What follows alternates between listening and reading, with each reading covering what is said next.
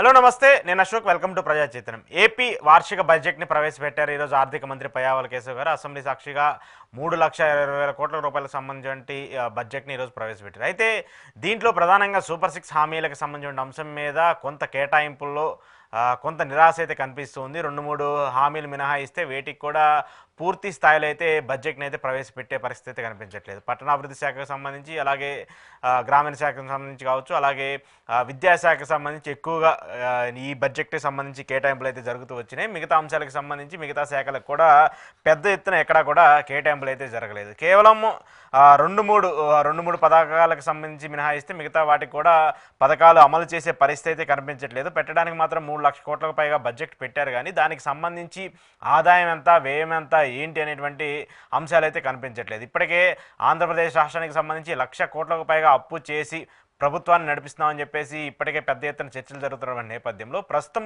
ప్రవేశపెట్టినటువంటి బడ్జెట్కి సంబంధించి అమలు ఎంతవరకు సాధ్యమో, ఈ అమలుకు సంబంధించి ఏదైతే ఎన్నికల్లో హామీలు ఇచ్చారో అంశాలు ఉన్నాయో, ప్రధానంగా సూపర్ 6కి సంబంధించినటువంటి కేటాయింపులకు సంబంధించి ఎలిగేషన్స్ కావచ్చు, ఇవన్నీ కూడా పెద్ద ఎత్తున చర్చనీయాంశంగా మారుతుంది. ఏపీ బడ్జెట్కి సంబంధించిన అంశం మీద ఈరోజు ఇంటర్వ్యూలో మాట్లాడదాం. ఇంటర్వ్యూలో నాతో పాటు పార్టిసిపేట్ చేస్తున్నారు అనలిస్ట్ పురుషోత్తం రెడ్డి గారు. పురుషోత్తం రెడ్డి గారు, నమస్తే. నమస్తే అశోక్ గారు. సో 3,20,000 కోట్ల రూపాయలకు సంబంధించినటువంటి బడ్జెట్, సూపర్ 6 పథకాలు, వాళ్ళు అలొకేట్ చేసినటువంటి కేటాయింపులు, ఇవన్నీ చూస్తున్నప్పుడు బడ్జెట్కి సంబంధించి ఫుల్ఫిల్గా ఉందా, లేదంటే ఆ నెంబరింగ్ చూస్తుంటే టెంప్టింగ్గా ఉంది, కానీ ప్రజలకు సంబంధించిన ఆకాంక్షల్ని నెరవేర్చే విధంగా ఉందా? సాధారణంగా బడ్జెట్ అంటే ఆదాయం, ఖర్చులో ప్రాధాన్యతలు, ఇదే బడ్జెట్ గా చూస్తాం. ఈ రోజు బడ్జెట్ మీరు ప్రస్తావించినట్టు 3,22,359 కోట్ల రూపాయలు బడ్జెట్ ఆమోదానికి వాళ్ళు ప్రవేశపెట్టారు. దీనికి ఎలా వస్తుందో కూడా చెప్పారు, ఎలా ఖర్చు పెడతారో కూడా చెప్పారు. బడ్జెట్ ప్రవేశం గురించి మాట్లాడే ముందు ఈ బడ్జెట్ స్వభావాన్ని కొంత అర్థం చేసుకుంటే, పయ్యావుల కేశవ్ గారు చాలా మంచి భాష, మంచి అందమైన పదాలు పొందికతో చాలా బాగా మాట్లాడారు. బాగుంది కూడా ప్రయత్నం. అయితే పాయింట్ ఏంటంటే, చాలా నిరాశతో కూడుకున్న ప్రస్తావనతో ప్రారంభంతో ప్రస్తావించారు. ఎప్పుడు బడ్జెట్ అనేది ఒక పాజిటివ్ నోట్తో మనం చేయబోతున్న లక్ష్యాలు, అవకాశాలు ఇవన్నీ చెప్తూ అవరోధాలు కూడా ప్రస్తావించుకోవాలి. కానీ ఈ బడ్జెట్ లో మొదటి పారాగ్రాఫ్ నుంచి అవరోధాలతో ప్రారంభించారు. ఒక రకంగా చెప్పాలంటే ఏ స్థాయికి వెళ్ళిపోయినారంటే, నాగసాకి, హిరోషిమా బాంబు దాడుల్లో విధ్వంసం, రెండో ప్రపంచ యుద్ధంలో ధ్వంసం అయిపోయింది. ఆ పరిస్థితిలో ఆంధ్రప్రదేశ్ ఉందని ప్రస్తావన చేస్తారు. అది కొంచెం బాధ అనిపించింది. కరెక్ట్ కూడా కాదు అది. మనం గత ప్రభుత్వంలో చేసిన తప్పుల్ని వ్యతిరేకించవచ్చు, తప్పుపట్టచ్చు, ప్రస్తావించవచ్చు, కానీ రాష్ట్రం ఇంకా అయిపోయింది. నాగసాకి అంటే ఇంకేమీ లేని పరిస్థితికి వెళ్ళిపోయింది. కాకపోతే దాంట్లో ఆయన పాజిటివ్ ఏంటంటే, అక్కడి నుంచి ఆ దేశాలు కోలుకోలేదు, మనం కోలుకోలేమా అనే యాంగిల్ తీసుకొచ్చాడు చివరకు. ఇది ఈ పోలిక సరైనది కాదు. అంత పరిస్థితి ఏమి రాష్ట్రంలో లేదనేది వారు గుర్తించాలి. మొట్టమొదటి అంశం, వారు ఒక ప్రస్తావన తెచ్చారు. నీతి ఆయోగ్ని ఊటంకిస్తూ గత ప్రభుత్వం చేసిన విధ్వంసం, వారి మాటలో చెప్పాలంటే, దాని ఫలితంగా రుణం కెపాసిటీ 0 అయిపోయింది అంటాడు. రుణం అంటే అప్పులు తీసుకునే కెపాసిటీ రాష్ట్రం 0 అయిపోయింది. ఇది నేను చెప్పడం కాదు, నీతి ఆయోగ్ చెప్పింది అంటారు. అంటే ఆంధ్రప్రదేశ్ రుణ పరిమితి 0 అయిపోయింది అంటాడు. ఇంక రొప్పు చేసుకునే పరిస్థితికి వెళ్ళిపోయింది అంటాడు. ఏ రాష్ట్రానికి లేదు, ఒక ఆంధ్రప్రదేశ్ లోనే ఉందని కూడా ప్రస్తావించారు. నా పాయింట్ ఏంటంటే, ఈ ఏడాది ముగుస్తున్న ఏడాది దాదాపు 70,000 కోట్లు అప్పు చేసినారు. అవును, ఇంకొక 40,000-50,000 కోట్ల అప్పు ప్రయత్నిస్తున్నారు ప్రపంచ బ్యాంకు వాటికి, అమరావతికి సంబంధించి. మరి 0 అయిపోయినప్పుడు 70,000 కోట్లు ఎట్ట అప్పు చేసినారు? కెపాసిటీ అయిపోయిన రాష్ట్రాన్ని 70,000 కోట్లు ఎట్ట అప్పు చేశారు? ఈ బడ్జెట్ దాంట్లో కూడా 3,22,000 కోట్లు అప్పులు, ఈ రకరకాల వాటితో 1,05,000 కోట్లు చెప్పాలనుకుంటారు. 3,22,000 కోట్లు, 1,20,000 కోట్లే ఆదాయం ఉంది. ఇంకా 1,00,000 కోట్ల అప్పులు ఇతర అంటాడు ఆయన ప్రస్తావనలో. అంటే నా పాయింట్ ఏంటంటే, రుణ పరిమితి 0 అయిపోయిన రాష్ట్రం నుంచి 70,000 కోట్లు ఎట్ట చేసినారు, ఇప్పుడు 1,00,000 కోట్లు ఎట్ట చేయబోతారు? కాబట్టి కొంత ఎన్నికల ప్రసంగం లాగా, అంటే గత ప్రభుత్వాన్ని విమర్శించడం అనేది ప్రతి పారాగ్రాఫ్ లో నాకు కనపడింది. అది అంత మంచిది కాదు. ఇది నాకు ఒక ప్రత్యేకంగా కనపడిన అంశంగా చూస్తాను.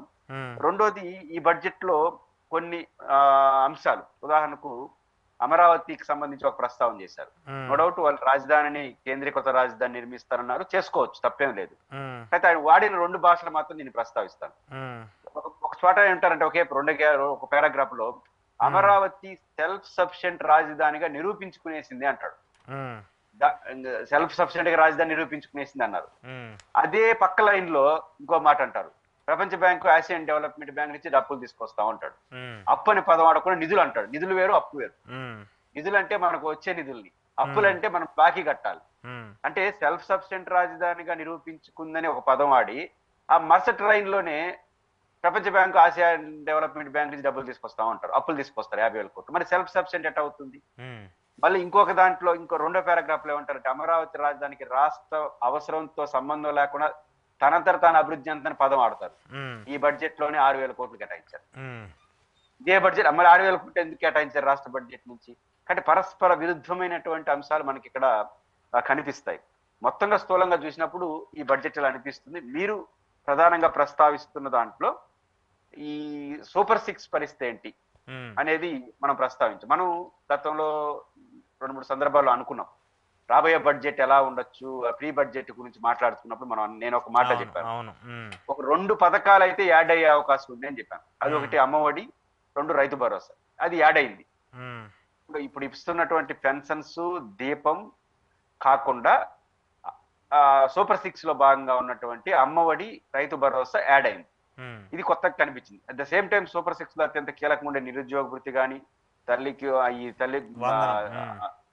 తల్లికి వందనం పేరుతో మహిళలకు సంబంధించి 18 సంవత్సరాలు నిండిన ప్రతి ఆడబిడ్డకి 1,500 రూపాయలు పర్ మంత్ ఇవ్వడం కానీ, ఇట్లాంటి 2 కీలకమైన మరిన్ని కొన్ని అంశాలు ఈ బడ్జెట్ లో రాలేదు. అంటే ఆ 2 పథకాలు అమలు కావు. ఇప్పుడు లేదు. ఈ ఫైనాన్స్ ఇయర్ లో తల్లికి వందనం, రైతు భరోసా, పెన్షన్స్, ఈ దీపం పథకం, ఈ 4 అమల్లోకి వస్తాయి.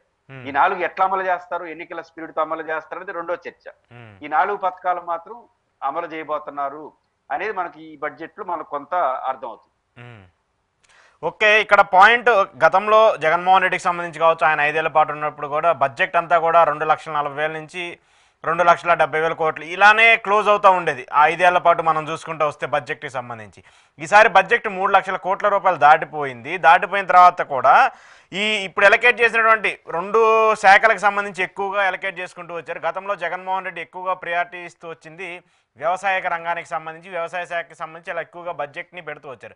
కానీ ఇప్పుడు చూసుకుంటే ఈ వ్యవసాయ శాఖకి చాలా తక్కువ కేటాయిస్తూ వచ్చారు. కేవలం 11,636 కోట్ల రూపాయలు మాత్రమే కేటాయిస్తూ వచ్చారు.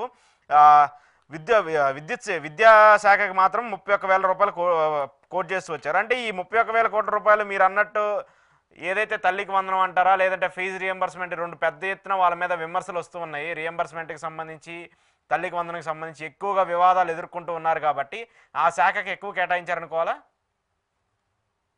అంటే బడ్జెట్ లో కేటాయింపుల ముందు మీరు అన్నారు కదా, గతంలో జగన్మోహన్ రెడ్డి గారు 2,00,00,000 కోట్లు బడ్జెట్ పెడితే వీళ్ళు ఒక రకంగా 3,22,000 కోట్లకి వెళ్ళిపోయారు అని. ఒకసారిగేమో ఇప్పుడు జగన్మోహన్ రెడ్డి గారు 2,50,000 కోట్ల చుట్టూ బడ్జెట్, 2,20,000 కోట్లు దాని చుట్టూ బడ్జెట్ నడిచింది కదా. విధ్వంసం అయిపోతే 2 లక్షలు ఇంకా వెనక్కపోవాలి బడ్జెట్. ఈ లేకుండా 3,22,000 కోట్లు పెడేశారు. దాదాపు 1,00,000 కోట్లు పెంచేసినారు. మరి విధ్వంసమైన రాష్ట్రం నుంచి 1,00,000 కోట్లు ఎట పెరుగుతాయి? చాలా పరస్పర విరుద్ధం. ఇక్కడ ఒక గమ్మత్తు ఉంది. మీరేమంటారంటే మనకు రూపాయి రాక ఇక్కడ చాలా ఇంపార్టెంట్. ఇప్పుడు కూడా బడ్జెట్ కేటాయింపులన్నీ నిజంగా అమలు అవుతాయా? ఇది ఒక పెద్ద ప్రశ్న. ఎందుకంటే అంచనాలు ఉంటాయి గవర్నమెంట్, మాకు ఇంత ఈ పద్ధతిలో డబ్బులు వస్తాయని. దాంట్లో ఒకటి గ్రాంట్ ఇన్ ఎయిడ్, ఇది గవర్నమెంట్ ఆఫ్ ఇండియా నుంచి వస్తాయి. 10% చూపించారు మనకు వచ్చిన 3,22,000 కోట్లు. అంటే 32,200 కోట్లు ఒక అంచనా. తర్వాత సెంట్రల్ ట్యాక్స్ జిఎస్టి 18%, దాని విలువ 60,000 కోట్లు. అట్లే నాన్ ట్యాక్స్ వచ్చి 6% 19,000 కోట్లు. అదేవిధంగా ట్యాక్స్ ద్వారా 1,10,000 కోట్ల రూపాయలు ట్యాక్సెస్ ద్వారా వస్తాయి, ప్రత్యక్ష పన్నులు వాటి ద్వారా వస్తాయని. ఇక్కడ అర్థం కానిది, నాకు అర్థం కాదంటే open market, land, other invoices, వీటి ద్వారా 1,32% చూపిస్తారు. 1,00,000 కోట్లు చూపిస్తున్నాడు. అంటే అప్పులు ఇతర మార్గాలంటే 1,00,000 కోట్లు చూపిస్తున్నారు. ఈ మామూలుగా మనకున్న ఎఫ్ఆర్బిఎం లిమిట్స్ అవన్నీ చూస్తే 55,000 కోట్లు 60,000 కోట్లు పైన చేయడానికి లేదు. ఇంకేదన్నా ప్రాజెక్టులు లేకపోతే ఇతర అంశాల ద్వారా తీసుకుంటే ఇంకొక 10-20 వేల కోట్ల రూపాయలు చేయొచ్చు. ఉమ్, 1,00,000 కోట్లు వస్తుందా ఈ ఖాతాలో? రాకపోతే ఆ మేరకు ఖర్చులు కేటాయింపు జరిపాయి. కేటాయింపులేమో 3,22,000 కోట్లు చేస్తారు. ఉమ్, దీంట్లో ఏ ఖాతాలో కొంత పర్సంటేజ్ తగ్గినా, ఎన్ని వేల కోట్లు తగ్గినా ఏదో ఖర్చు తగ్గిపోతుంది. ఖర్చు మీద ఓకే. ప్రభావం పడుతుంది. ఉమ్, ఇది చాలా క్రూషియల్ క్వశ్చన్ గా ఉంటాయి. మీరు అన్నట్టు ఇప్పుడు ప్రధానంగా పెన్షన్స్ ఉన్నాయి. ఉమ్, పెన్షన్స్ కి వాళ్ళు సామాజిక పెన్షన్స్ అన్నిటి కలిపి 27,518 కోట్లు కేటాయించారు. అవును. ఉమ్, యాజ్ పర్ ఎన్నికల హామీగా చూసుకున్నప్పుడు ఉమ్, అంటే 50 సంవత్సరాలు నిండిన ప్రతి బీసీకి చెప్పారు కదా, ఉమ్, ఇవన్నీగా నమ్మడాలంటే 46,000 కోట్లు కావాలి. ఉమ్, అదే తల్లికి వందనం ఇక్కడే క్రిటికల్ క్వశ్చన్ వస్తుంది. ఉమ్, తల్లికి వందనానికి మేము ప్రతి బిడ్డకి ఇస్తామని ఈ రోజు కూడా చెప్తున్నారు. అవును. ఇక్కడ కేటాయింపు 9,407 కోట్లు చేసినారు. అవునవును. కానీ కావాల్సింది 12,450 కోట్లు కావాలి. ఏది ప్రతి అందరికి ఇవ్వాలంటేనా? ఇంట్లో ఎంత అందరికి అందరికి ఇవ్వాలంటే? వాడి ఎన్నికల్లో చెప్పింది ప్లస్ ఇప్పుడు మాట్లాడుతున్నారు కదా, మేము ప్రతి బిడ్డకి ఇస్తాం రాసి పెట్టుకుని ఉంటున్నారు కదా. ఉమ్, అది జరగాలంటే 12,450 కోట్లు కావాలి. ఉమ్, కానీ 9,407 కోట్లు కేటాయించారు. దీపం పథకానికి దాదాపు 2,601 కోట్లు కేటాయించారు. దాదాపు 6,000 కోట్ల వరకు కావాల్సింది కదా. మినిమం కావాల్సింది 4,634 కోట్లు దాకా కావాల్సి వస్తుంది. ఉమ్, అయితే రాష్ట్రంలో ప్రతి ఎవరు వాళ్ళు ఉమ్, ఉదాహరణకు ఆ ఈ రేషన్ కార్డు అంటే తెల్ల రేషన్ కార్డు ఉన్న వాళ్ళందరికీ ఇస్తామని మనం చెప్పిన ఎన్నికల్లో. ఉమ్, ఆ మేరకు ఇవ్వాలంటే 4,634 కోట్లు కావాలి. అది 2,600 కోట్లు ఇచ్చారంటే ఉమ్, తెల్ల రేషన్ కార్డులు ఏమన్నా షరతులు పెడతారా, ఉమ్, లేకపోతే 3 ఇవ్వాల్సింది మళ్ళీ ఒకటిన్నర ఇస్తారా? ఓకే. అంటే 3 గ్యాస్ బండ్లు కదా, 3 గ్యాస్ బండ్లు ఇస్తానన్నారు. ఈ దఫా ఒక గ్యాస్ బండే ఇచ్చినారు. ఉమ్, ఈ రాబోయే కాలం ఒక గ్యాస్ బండే ఇస్తారా? 2 ఇస్తారా? ఎన్ని ఇస్తారని తెలియదు. అందరికి ఇవ్వాలంటే ఒక గ్యాస్ బండి ఇవ్వాల్సిందే ఉమ్, ఈ డబ్బులతో. కానీ మనకు మిగతా అందరికి ఏదో కోత అంటే రేషన్ కార్డు హోల్డర్లు కూడా ఇంకో పథకం ఉంటే తగ్గిస్తారా, ఉమ్, లేదా 200 యూనిట్లు విద్యుత్ వాటి 100 యూనిట్లు విద్యుత్ వాటి ఇట్లాంటి ఏదైనా కండిషన్లు పెట్టి స్క్రూటినీ చేస్తారా అని చూడాలి. ఉమ్, అట్లే తల్లికి వందనం కూడా 900 పెట్టారు. అందరి పిల్లలకి ఇస్తారా, ఉమ్, లేదా ప్రైవేట్ స్కూల్స్ ఏమైనా మినహాయిస్తారా, ఉమ్, లేదా దాంట్లో ఆదాయాన్ని లింక్ పెడతారా? ఇది A4 మన జీప్ మనకు సర్వే అంటున్నారు కదా. P4 survey. ఇవన్నీ చూస్తున్నప్పుడు కొంత ఏదో ఒక దాంట్లో కోత విధిస్తారు ఓకే. అనేది మాత్రం చాలా అదే కదా. ఇంకోటి అన్నదాత సుఖీభా ఉంది. ఉమ్, దీంట్లో 6,300 కోట్లు కేటాయించారు. అవును. యాజ్ పర్ ఎలక్షన్స్ హామీ గాని అమలు కావాలంటే ఉమ్, 10,000 కోట్ల రూపాయలు కేటాయించాలి. అవును. 20,000 ఇవ్వాలి కదా, ఇస్తామన్నారు కదా. ఉమ్, ఇప్పుడు ఒక చిక్కేం వస్తుందంటే ఉమ్, వీళ్ళు కేంద్ర ప్రభుత్వంతో 10,000 రూపాయలు ఇస్తానంటే దానికి తోడు ఈ 10,000 వేస్తే ఈ 6,300 కోట్లు సరిపోతుంది. ఉమ్, ఒకవేళ కేంద్ర ప్రభుత్వం 10,000 పెంచుకుని 6,000కి ఇప్పుడున్న 6,000 కన్సీకిస్తే ఉమ్, అప్పుడు ఈ 6,300 కోట్లు చాలదు. ఉమ్, అప్పుడు ఏం చేస్తారు అనేది అంటే అంటే వీళ్ళు వైటి గ్యారంటీ కనిపిస్తుంది. వీళ్ళైతే 20,000 రూపాయలు ఇవ్వరు. ఓకే. అది క్లియర్ గా అర్థమైపోతుంది. ఇది చూడండి, ఈరోజు బడ్జెట్ ప్రసంగం కూడా పయ్యావుల కేసు గారు మాట్లాడతారు. 20,000 రూపాయలు మేము ఎన్నికల్లో హామీ ఇచ్చినట్టుగా కేటాయిస్తున్నందుకు గర్వపడుతున్నాను అంటాడు. 20,000 రూపాయలు ఆంధ్రప్రదేశ్ బడ్జెట్ నుంచి కాదు కదా, కేంద్ర ప్రభుత్వం 10,000 రాష్ట్ర ప్రభుత్వం 10,000 అయినప్పుడు మీరు 10,000 ఇస్తున్నట్టు. ఆ రోజు మీరు ఎన్నికల్లో చెప్పింది ఏంటి? జగన్మోహన్ రెడ్డి లాగా చేయము, మేము కేంద్రంతో సంబంధం లేకుండా దట్టు వన్ టైంలో ఇచ్చేస్తాం అన్నారు. 2 హామీలు పక్కనే నేను ఇమ్మని చెప్పను, మీరు ఎన్నికల్లో చెప్పారు కాబట్టి బలవంతం చేయదలుచుకోవాలా. కానీ ఈ కనీసం మాట్లాడేటప్పుడు ఆ రిలాక్సేషన్ అన్న ఉండాలి కదా. మనం చెప్పాం దానికంటే జగన్ ఖాతాలో వేసేస్తే అట్లా. కాబట్టి ఇది కూడా అంటే మొత్తంగా చూసుకున్నప్పుడు బడ్జెట్ మన వాటర్ ప్రాజెక్ట్స్ మళ్ళీ రావచ్చు జలవనరులకు సంబంధించి. ఈ ఓవరాల్ గా చూసుకున్నప్పుడు ప్రతి పథకానికి నిధులు కేటాయింపుకి ఇచ్చిన హామీలకు చూసుకున్నప్పుడు తేడా ఉంది. నిధుల హామీ అమలు కావడానికి ఇంకొక డౌట్ నేను ఇంతకు ముందే చెప్పాను కదా, రూపాయి రాకన్నారు కదా, ఈ వివిధ హెడ్ల నుంచి వస్తున్నాయి. దీంట్లో ఏదైనా తగ్గితే అప్పుడు ఏ డిపార్ట్మెంట్ పడుతుంది? ఏదో ఒక డిపార్ట్మెంట్ తగ్గించాల్సిందే కదా. ఇట్లాంటివన్నీ కూడా కొన్ని వస్తాయి. కాబట్టి కొంత స్క్రూటినీ అనేది జరుగుతుంది అనేది మాత్రం గ్యారెంటీగా చెప్పగలం. కొంత తగ్గించడం, అమలులో సంక్షేమ పథకం లబ్ధిదారుల్లో స్క్రూటినీ, అమలులో స్క్రూటినీ అనేది జరుగుతుంది, కొంత తగ్గింపు జరుగుతాయి. ఏదైనప్పుడు కూడా ఒకటి క్లియర్ చేసేసారు. కొన్ని కీలకమైనటువంటి నిరుద్యోగ వృత్తి, తల్లిబిడ్డ సంబంధించినటువంటి 18 సంవత్సరాల ఆడబిడ్డ నిధి, మొత్తం వాళ్ళు చెప్పింది 27 హామీలు సూపర్ 6 కంటిన్యూషన్ గా. 27 హామీలకు అయ్యే ఖర్చు 1,60,000 కోట్లు. అది చాలు, బడ్జెట్ కూడా సరిపోదు. కాబట్టి 27 పథకాల్లో ఒక 10 పథకాలు దాకా అమలు చేస్తున్నారు. ఇంకో 10 పథకాలు వాయిదా వేసినట్టే. వాయిదానా కంప్లీట్ గా రద్దా అనేది వచ్చే బడ్జెట్ లో తేలు. వచ్చే బడ్జెట్ కరెక్ట్. ఇప్పుడు ఇచ్చే ఈ 10 పథకాలకు కూడా ఏ కండిషన్స్ ప్రకారం ఇస్తారనేది కూడా తెలియాలి కదా. ఇప్పుడు నిరుద్యోగ వృత్తి లేదు, 3,000 ఇస్తామన్నారు, ఇంకా అది పోయింది. రైతులకు 20,000 అన్నారు. సరే మీరు ఇందాక కండిషన్స్ చెప్పాడు, కేంద్రం నుంచి సగం వస్తుంది, మరి రాష్ట్రం నుంచి సగం వస్తుంది. అది ఎలా ఇస్తారో తెలియదు. అమ్మఒడికి సంబంధించింది అది క్లారిటీ రాలేదు.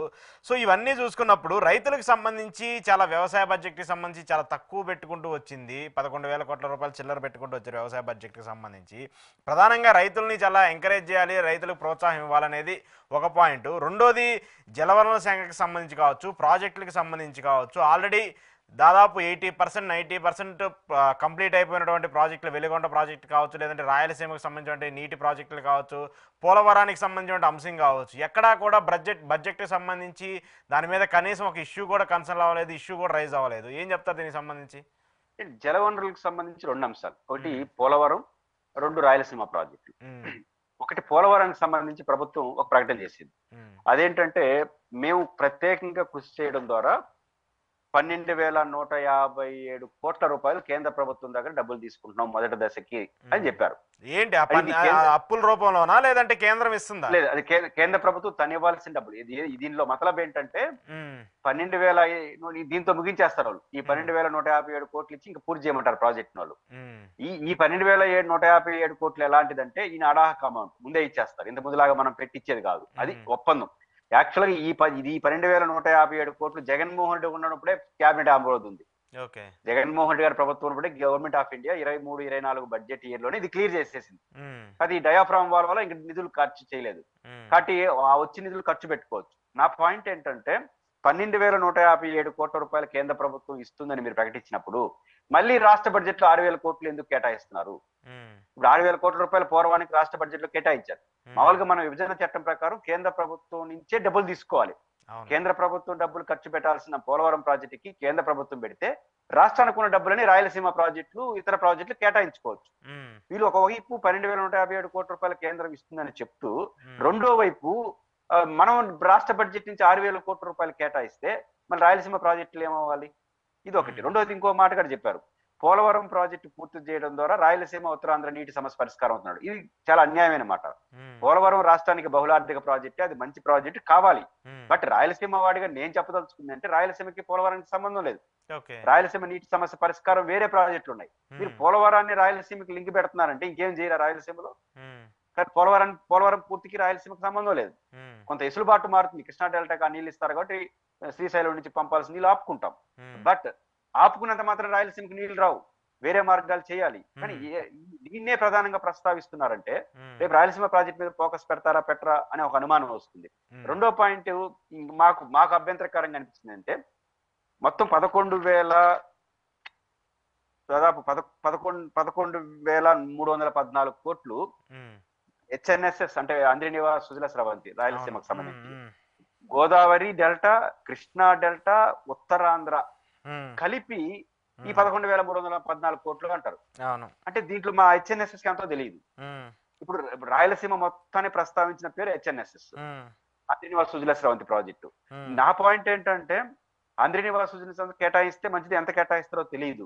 కానీ తెలుగుదేశం పార్టీ 2019 ఎన్నికల సమయంలో మార్చిలో గుండ్రేవల ప్రాజెక్టుకి శంకుస్థాపన చేశారు. గుండ్రేవల ప్రాజెక్ట్ చాలా ఇంపార్టెంట్ ప్రాజెక్ట్, తుంగభద్ర అని చెప్పిన కర్నూలు జిల్లాకు సంబంధించి. గుండ్రేవల ప్రాజెక్టుకి మీరు శంకుస్థాపన చేశారు, కాదు జగన్ గారు దాన్ని కొనసాగించలేదు. ఆ రోజు ఏం మాట్లాడారు, నేను శంకుస్థాపన చేశాను మీరు కొనసాగించలేదు అన్నారు. మరి ఇప్పుడు ఈ బడ్జెట్ తో రెండేళ్లు పూర్తయిపోతుంది కదా, ఈ బడ్జెట్ అమలుతో 2 ఏళ్ళు అయిపోతుంది. మరి గుండ్రేవల ప్రాజెక్టుకు మీరు నిధులు ఎందుకు కేటాయించలేదు? 5,000 చిల్లర కోట్లు అవుతుంది. సంవత్సరానికి 1,000 కోట్లు కేటాయిస్తే 5 ఏళ్ళలో పూర్తి అవుతుంది. ఇప్పుడు మొదటి సంవత్సరం అయిపోయింది, రెండో సంవత్సరం అయిపోయింది, మరి ఇంకా 5,000 కోట్లు చివరిలో ఎప్పుడు కేటాయిస్తారు? గుండెవల ప్రాజెక్ట్ అవుతుందా కాదా? మీరు ప్రారంభించింది, మీరు శంకుస్థాపన చేసింది, 5 ఏళ్ళు గట్టిగా మాట్లాడారు. మరి మీరు పవర్ లోకి వచ్చినప్పుడు ఈ రోజు అది ఆ ప్రస్తావన లేదు. రెండోది హెచ్ఎన్ఎస్ఎస్, గాలేరు నగర్ ఇవన్నీ పూర్తయినా కూడా రాయలసీమకు నీ ప్రాజెక్ట్ నీళ్ళు రావాలంటే శ్రీశైలం నుంచి బ్యాక్ వాటర్ తీసుకురావాలి. మీరు పోలవరం కట్టి ఆ బ్యాక్ వాటర్ తీసుకురావాల్సిన సిద్ధేశ్వరం కానీ, గుండ్రేవల్ లాంటి ప్రాజెక్టులు కానీ, రాయలసీమ ఎత్తిపోతల పథకం లాంటిది కానీ, పోతిరెడ్డివాడ ఎరల్పు కానీ ఇవేమి చేయకపోతే రాయలసీమకు నీళ్ళు రావు. కాబట్టి దీనిపైన ఫోకస్ ఏంటి, ఈ ప్రభుత్వం స్టాండ్ ఏంటి అనేది అర్థం కావట్లేదు. అన్నిటికన్నా మించి చివరగా నిన్నటి వరకు మీరు కూడా చాలా సార్లు అడిగారు, బనకచెర్ల ప్రాజెక్ట్ ఒకటి తీసుకొస్తున్నాం గోదావరి నీళ్ళని. మరి చాలా ఈ పెద్ద రోజు ఎత్తున ఉపన్యాసంలో ప్రచారం కనపడింది. జరిగింది. ఆ 1,00,000 కోట్లు వచ్చేస్తాయి, రాయలసీమ సస్యశ్యామలం అయిపోతుంది, గోదావరి నుంచి నేరుగా తీసుకొచ్చి బనకచెర్లలో 100 టీఎంసీలు తీసుకొస్తాం, ఇవన్నీ మాట్లాడారు కదా. హ్మ్. మరి ఈ బడ్జెట్ లో ఉపన్యాసంలో కనపడింది, మరి హ్మ్. లెక్కలు ఎందుకు కనపడలేదు? హ్మ్. ప్రాజెక్ట్ అంటే దాని డిపిఆర్ లేకపోతే స్టార్టింగ్ దానికి నిధులు కేటాయించి జరగాలి కదా. 1,00,000 అవును. కోట్లు హ్మ్. ఎప్పుడు ఎప్పుడు ఇవాళ సంవత్సరానికి ఇప్పుడు ఒకే సంవత్సరం కేటాయిస్తారా? కాబట్టి రాయలసీమ అంశాలన్నీ బహిరంగ ప్రకటనలో బ్రహ్మాండంగా ఉంటున్నాయి. హ్మ్. కానీ బడ్జెట్‌కి వచ్చేసరికి మాత్రం అవి కనపట్ల. ఈ ప్రభుత్వం పోలవరం, అమరావతికి చాలా టాప్ ప్రయారిటీ ఇచ్చింది. హ్మ్. మంచిదే చేయండి. కానీ 2 కళ్ళు అనే పేరుతో వాటికే పరిమితం అయితే వాట్ అబౌట్ రాయలసీమ పరిస్థితి? హ్మ్. ఇతర ప్రాజెక్ట్ పల్నాడు పరిస్థితి ఏంటి? అవును. వెలుగొండ ప్రాజెక్ట్ పరిస్థితి ఏంటి? రాయలసీమ, ప్రకాశం జిల్లాల ప్రాజెక్టులు ఏంటి? ఇవన్నీ చూడాల్సిన అవసరం ఉంది. కానీ హ్మ్. ప్రభుత్వం నీటి ప్రాజెక్టుల విషయంలో, పోలవరం విషయంలో సీరియస్‌గా కన్సెంట్ కనిపిస్తా ఉంది, సంతోషమే. At the same time Rayalaseema ప్రాజెక్టులు, కీలక ప్రాజెక్టులు ప్రస్తావించకపోవడం, గుండ్రేవుల గురించి ప్రస్తావించకపోవడం, మీరు చెప్పినటువంటి గోదావరి బనకచెర్ల ప్రాజెక్టు ఏమవుతుందో చెప్పకపోవడం, హ్మ్. ఇవన్నీ కొంచెం చూసినప్పుడు రాయలసీమ ప్రాజెక్టులో కొంత తక్కువ భావం, రాయలసీమ ప్రాజెక్టుల పట్ల ఒక నిర్లిప్తత అనేది ఈ బడ్జెట్ లో నాకైతే అర్థమవుతుంది. ఓకే. పోలవరానికి సంబంధించి మీరు ఒకటి రైజ్ చేశారు. ఇప్పుడు ఇచ్చే 12,000 కోట్ల రూపాయలు ఏదైనా సరే ఇది ఇంకా లాస్ట్ టర్మ్ ప్రాజెక్టుకి సంబంధించి. తర్వాత వాళ్ళు ఇచ్చే పరిస్థితి ఉండదు. అది రాష్ట్రానికే భారంగా మారే అవకాశం ఉంటుంది అంటున్నారు. ఏంటి ఇదేనా ఇంక ఎండా పోలవరానికి సంబంధించి కేంద్రం దగ్గర నుంచి మనకు వచ్చే నిధులు కావచ్చు, వాళ్ళు ఇచ్చే సపోర్ట్ కావచ్చు? ఇప్పుడు 12,157 కోట్లు అనేది హ్మ్. డ్యామ్ కట్టడానికి హ్మ్. ప్రాజెక్ట్. హ్మ్. ఓకే, కట్టేస్తారు, హ్మ్. బానే ఉంది. హ్మ్. నా పాయింట్ ఏంటంటే డ్యామ్ కట్టాలంటే హ్మ్. ఆ డ్యామ్ లో నీళ్లు నిలబెట్టాలి కదా. ఓకే. నీళ్లు నిలబెట్టాలంటే నిర్వాసితులు క్లియర్ చేయాలి. హ్మ్. పోలవరం ప్రాజెక్ట్ లో మేజర్ బడ్జెట్ దేనికో తెలుసా? హ్మ్. చంద్రబాబు గారు 52,000 కోట్ల రూపాయల ప్రాజెక్ట్ రిపోర్ట్ చేసినప్పుడు 33,000 కోట్ల రూపాయలు నిర్వాసితులు, హ్మ్. దాదాపు 60% డబ్బులు నిర్వాసితులకు కావాలి. కానీ ఇప్పుడు కేంద్ర ప్రభుత్వం 12,000 చిల్లర కోట్ల రూపాయలు డ్యామ్ కి ఇచ్చేస్తే, హ్మ్. మొదటి దశ అనే పేరుతో ఈ నిర్వాసితుల క్లియరెన్స్ ఎవరు చేయాలి? ఓకే. ఆ 10,000 కోట్లు, 15,000 కోట్లు, 20,000 కోట్ల రాష్ట్రం భరించే పరిస్థితిలో ఉందా? హ్మ్. అది కరెక్టా? ఎందుకంటే కేంద్ర ప్రభుత్వం ప్రాజెక్టు మొత్తాన్ని చేయాలన్నప్పుడు డ్యాము కట్టాలి. ఆ డ్యామ్ లో నీళ్లు నిలబెడితే ఎంత మేరకు మునకొస్తుందో అంత మేరకు ప్రజలు క్లియర్ చేయాలి. హ్మ్. లేకపోతే ఏమవుతుంది? 2 ప్రాజెక్టుల ఎక్స్పీరియన్స్ మనకు ఉంది. పులిచెర్ల మీరు పేరుంటారు. హ్మ్. అవునవును. కిరణ్ కుమార్ రెడ్డి గారు జాతికి అంకితం చేశాడు, రాజశేఖర రెడ్డి గారి కాలంలో వచ్చిన ప్రాజెక్టు. హ్మ్. కిరణ్ కుమార్ రెడ్డి జాతికి అంకితం చేసిన 10 ఏళ్ల పాటు అది నీళ్లు నిలవల. కారణం ఏంటో తెలుసా? నిర్వాసితులు క్లియర్ చేయాల. హ్మ్. జగన్మోహన్ రెడ్డి గారు అధికారంకి వచ్చినప్పుడు అది క్లియర్ చేస్తే, తెలంగాణ ప్రభుత్వానికి ఇస్తే మళ్ళీ నీళ్లు నిలిపారు 35 టీఎంసీలు. హ్మ్. మీరు గండికోట ప్రాజెక్ట్ ఉంది, 25 టీఎంసీలు కెపాసిటీ, రాజశేఖర రెడ్డి పూర్తి చేసినాడు. అవును. 15 ఏళ్ల పాటు అది నీళ్లు నిలపల. హ్మ్. కారణం ఏంటి? నిర్వాసితులు క్లియర్ చేయాల. చంద్రబాబు గారు కొంత క్లియర్ చేశాడు, ఒక 150 కోట్లు ఇచ్చి ఫస్ట్ పార్ట్. హ్మ్. జగన్ గారు వచ్చినప్పుడు 900 కోట్లు కేటాయిస్తే ఇప్పుడు 25 టీఎంసీలు పెట్టారు. అంటే హ్మ్. నిర్వాసితులు క్లియర్ చేయకపోతే డ్యామ్ కట్టిన దాని ప్రయోజనం మనకు ఉండదు. ఓకే. ఈరోజు కేంద్ర ప్రభుత్వం నిర్వాసితులు క్లియర్ చేయాల్సిన నేను చంద్రబాబు గారు ప్రీవియస్ గవర్నమెంట్ 33,000 ఎట్లా అంచనా వేసింది హ్మ్. ఏది పోలవరానికి సంబంధించి. హ్మ్. ఇప్పుడు 27 కంతా పూర్తి చేస్తాం అన్నారంటే, హ్మ్. ప్రయోగ లోకేష్ గారి బడ్జెట్ లో హ్మ్. 27 పూర్తి కావాలంటే ఇంకో 2 ఏళ్ళు. ఓకే, గుడ్, పూర్తి చేయండి. హ్మ్. అంటే డ్యామ్ పూర్తి చేస్తారు. మరి నిర్వాసితులు 33,000 కోట్లు 27 అంటే ఇంకా 2 ఏళ్లే కదా, 26, 27 రెండు అవును. ఫైనాన్స్ లో. అవును. ఈ హ్మ్. 2 బడ్జెట్లలో 33,000 కోట్లు నిర్వాసితులు హ్మ్. సంవత్సరానికి 15,000 కోట్లు ఇవ్వాలిగా అదనంగా. మరి ఎవడు హ్మ్. ఇస్తారు ఈ డబ్బు? హ్మ్. రాష్ట్రం పెట్టలేదు. బట్ అంటే అర్థం ఏంటి? డ్యామ్ కట్టేస్తే సరిపోతుందా? హ్మ్. కాబట్టి ఖచ్చితంగా కేంద్ర ప్రభుత్వం ఒప్పించాలి. అది హక్కు. అవసరమైతే లీగల్ ఫైట్ కూడా చేయొచ్చు. అంటే హ్మ్. నిర్వాసితులు డ్యామ్ కట్టడానికి అయ్యే ఖర్చు, డ్యామ్ కట్టి నిల్వ ఉంచడం ద్వారా అయ్యే ఖర్చు మొత్తాన్ని కూడా కేంద్రం ఒప్పించాలి. హ్మ్. ఒప్పించకపోతే ఇది రాష్ట్రానికి అదనపు భారం అవుతుంది. ఆ హ్మ్. విషయం ఆంధ్రప్రదేశ్ ప్రభుత్వం గుర్తిరగాలి. ఓకే. కంక్లూడ్ చేస్తూ బడ్జెట్‌ను ప్రవేశపెట్టే సమయంలో కూడా జగన్మోహన్ రెడ్డిని చాలా ఎక్కువ సార్లు తలుచుకుంటా ఉన్నారు. ఆర్థిక మంత్రి గారు కావచ్చు, లేదంటే మిగతా సభ్యులు కావచ్చు. జగన్మోహన్ రెడ్డి గారు విధ్వంసం చేశారు. 14,00,000 కోట్ల రూపాయల అప్పుకు సంబంధించి రాష్ట్రం శ్రీలంక అయిపోయింది, దివాలా తీసిందన్న అంశానికి సంబంధించి ఈరోజు ప్రవేశపెట్టినటువంటి బడ్జెట్‌ని కూడా మనం చూస్తూ వచ్చాము. సో ఏం చెప్తారు? జగన్మోహన్ రెడ్డిని ఇక్కడ కూడా తలుచుకోవాలా? లేదంటే తలుచుకోవాల్సిన పరిస్థితిని జగన్మోహన్ రెడ్డి క్రియేట్ చేస్తున్నారా? అంటే ఇప్పుడు జగన్మోహన్ రెడ్డి గారికి అసట్ ఎవరంటే అది కూటమి ప్రభుత్వం. ఇప్పుడు హ్మ్. ఆ బడ్జెట్ ప్రతులు మొత్తం చదివితే భాష బాగుంది, చాలా బాగా మాట్లాడారు పోయాల కేశవ్ గారు. హ్మ్. అక్కడ చంద్రబాబు నాయుడు గారిని పొగిడిన దానికన్నా హ్మ్. జగన్ నామస్మరణ ఎక్కువైపోయింది. అవును. మీ ప్రభుత్వం గురించి చెప్పుకున్న మాటల కన్నా జగన్ విమర్శించడం కోసం ఎక్కువ మాటలు కేటాయించేసినారు హ్మ్. బడ్జెట్ లో. దానివల్ల ఏమవుతుంది? తిరిగి జగన్మోహన్ రెడ్డి గారు ఏం చెప్తాడా అని ఉత్సాహం వచ్చేస్తుంది ప్రజలకి. హ్మ్. మామూలుగా అయితే బడ్జెట్ పెట్టినప్పుడు ప్రతిపక్షం మాట్లాడడానికి అసెంబ్లీ ఒక వేదిక. హ్మ్. జగన్మోహన్ రెడ్డి గారు కారణాలు ఏమైనా ఆ వేదికని ఎగ్గొట్టాడు, హ్మ్. పోవట్ల. హ్మ్. ఒక అవకాశాన్ని జగన్ కోల్పోయినట్టే. హ్మ్. కానీ ఇలా మరింత అరుదైన అవకాశాన్ని ఆయనకి ఇస్తున్నారు ఈ రూపంలో.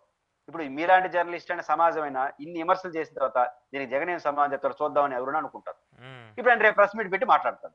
అప్పుడు ఎవరు అవకాశం ఇస్తున్నారు? మీరు బడ్జెట్ లో అసెంబ్లీకి పోకపోయినా బయట మాట్లాడే అవకాశం మీరే ఇస్తున్నారు. ఇట్లా మాట్లాడిన తర్వాత ఆయన మాట్లాడతాడు. రెండో పాయింట్ డొల్లతనం కనిపిస్తుంది కదా. రుణం పొందలేనటువంటి జీరో పర్సెంటేజ్కి వెళ్ళిపోయిన ఆంధ్రప్రదేశ్ అని చెప్పి ఆ మరుసటి లైన్ లోనే 1,00,00,000 అప్పు తీసుకొస్తాం అంటున్నారు. 70,000 కోట్లు ఆల్రెడీ అప్పు చేసినారు. ఇట్లాంటి డొల్లతనం అంటే జగన్మోహన్ రెడ్డి గారు రాష్ట్రాన్ని విధ్వంసం చేశారని మీరు అంటూ అదే జగన్మోహన్ రెడ్డి గారు 2,20,000 కోట్లతో బడ్జెట్ పెడితే మీరు ఏకంగా 3,20,000 కోట్లతో ఆ బడ్జెట్ పెట్టారు. యాడ్ నుంచి వచ్చే 1,00,000 కోట్ల అదనంగా జగన్ విధ్వంసం చేస్తుంటే ఎప్పుడు కూడా డెవలప్మెంట్ వెనక్కిపోయిందంటే విధ్వంసం అయినప్పుడు 2-3 ఏళ్ళు వెనక్కిపోతుంది. మీరు ముందుకే పోతున్నారే. ముందుకే పోయినప్పుడు ఈ జగన్మోహన్ రెడ్డి గారు బాగా మంచి పునాదులు వేస్తే కదా మీరు ముందుకు పోతారు. అటు అనుకోవాలన్నా ఇప్పుడు మంచి పునాదులు వేసాడని. కాబట్టి మీరు ఈ రోజు మీరు 1,000 రూపాయలు ఉంది, మనం వాళ్ళు భాష భ్రష్టు పట్టిపోయినాం మన ఇద్దరం. మన దగ్గర 1,000 రూపాయలు ఉంది, కొత్తగా వచ్చేవాడు 900 పెట్టాలి, ఎందుకంటే భ్రష్టు పట్టాను. పెంచుకుంటూ వెళ్తున్నారంటే బాగుందనే, లేకపోతే ఊహల్లో ఉంటున్నారా అని చర్చ వస్తుంది. కాబట్టి ప్రభుత్వం ఎక్కువ మాట్లాడేస్తే ఇట్లా వస్తాయి. ఇదే కూడా బడ్జెట్ లో ఈ ధోరణి మీ గత ప్రభుత్వం చేసిన తప్పును ప్రస్తావించండి అని. కానీ ఇంకా ఇవన్నీ ఒక మాట అన్నారు బద్దులో, ఈ ఆర్థిక విధ్వంసం, ఈ ఆర్థిక దుస్థితి అనేది అనునిత్యం మనం గుర్తుపెట్టుకుంటా ఉండాలని పదం వాడారు. అంటే దాని అర్థం ఏంటంటే జగన్ జగన్ జగన్ గుర్తుపెట్టుకోవడం ద్వారా ఏమి చేయకపోయినా దాని కారణం జగన్. సంక్షేమ పథకం ఎందుకు అమలు చేయలేదు, ధ్వంసం చేసి వెళ్ళిపోయినాడు. ఇచ్చిన హామీలు ఎందుకు అమలు చేయలేదు, జగన్ ధ్వంసం చేసి వెళ్ళిపోయినాడు. ఇట్లా చెప్పడం కోసం ఈ పదాలు వాడుతున్నారు. కానీ మీరు జనం కూడా కొంత స్పృహ ఉంటుంది కదా. మనం చెప్పాం కదా, జగన్ ధ్వంసం చేసినా సరే నేను ఉత్పత్తి చేసి బాగా చేసి చేస్తాను మనం చెప్పినాం. కాబట్టి జనం అవి కూడా గుర్తున్నాయి. మీరు ఇప్పుడు చెప్పేదే కాదు, గతంలో చెప్పింది కూడా గుర్తుంటాయి. కాబట్టి ఈ జగన్ నామస్మరణ ఎక్కువ చేయడం అనేది జగన్ మళ్ళీ వచ్చి ప్రెస్ మీట్ పెట్టి సావధానంగా మాట్లాడుకునే అవకాశం మీరే కల్పిస్తున్నారు. అదే రేపు ఎల్లుండో పెడతారు కదా ఆయన కూడా దీని మీద. Right sir, thank you very much. ఇది పురుషోత్తం రెడ్డి గారితో బడ్జెట్కి సంబంధించి ఈరోజు స్పెషల్ ఇంటర్వ్యూ. చూస్తూనే ఉండండి ప్రజా చైతన్యం.